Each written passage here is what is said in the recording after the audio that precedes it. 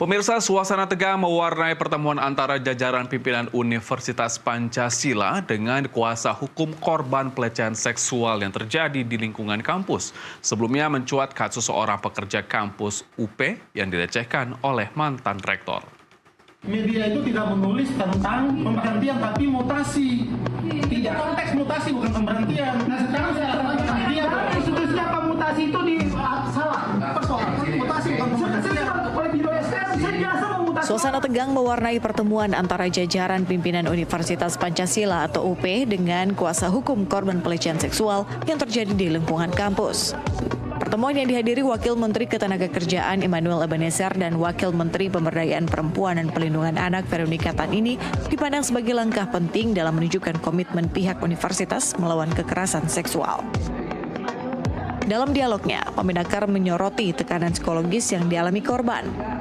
Selain mengalami pelecehan seksual, korban juga disebut menerima fitnah keji, mulai dari tuduhan sebagai ani-ani hingga disudutkan dengan tuduhan gangguan mental. Kita akan laporkan ketika itu benar-benar mandek gitu loh. Ini kan tidak berjalan semua. Kan ada proses-proses yang lain harus dilalui. Ya yang korbannya juga kan tadi ternyata problemnya yang nggak ada dialog lah semacam itulah. Padahal korban juga berharap ada proses dialog ya.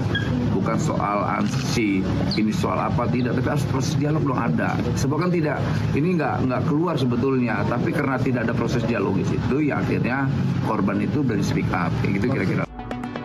Wamen P3A Veronica Tan turut mendampingi korban yang merupakan alumni sekaligus mantan pegawai Universitas Pancasila yang mengungkapkan kehadirannya bertujuan untuk meninjau sistem perlindungan dan alur penanganan pengaduan di kampus ini. Jadi kami datang hari ini untuk mengetahui bagaimana alur Satgas ketika ada pelaporan, ketika ada mahasiswa atau pekerja yang merasa terintimidasi atau bagaimana secara universitas itu melindungi.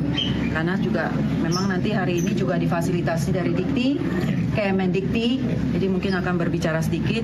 Pada umumnya kita semua sama, kita akan tetap yang terlapor itu akan tetap jalan dengan proses hukum, tapi bagaimana ke depannya universitas-universitas itu juga bisa menjalankan perlindungannya. Sebelumnya, mencuat kasus seorang pekerja kampus Universitas Pancasila yang diduga mengalami pelecehan oleh mantan rektor. Mahasiswa juga sempat menggelar aksi unjuk rasa terkait dukungan terhadap korban. Dari Depok, Jawa Barat, Yudi Ardian, jurnalis NTV, melaporkan.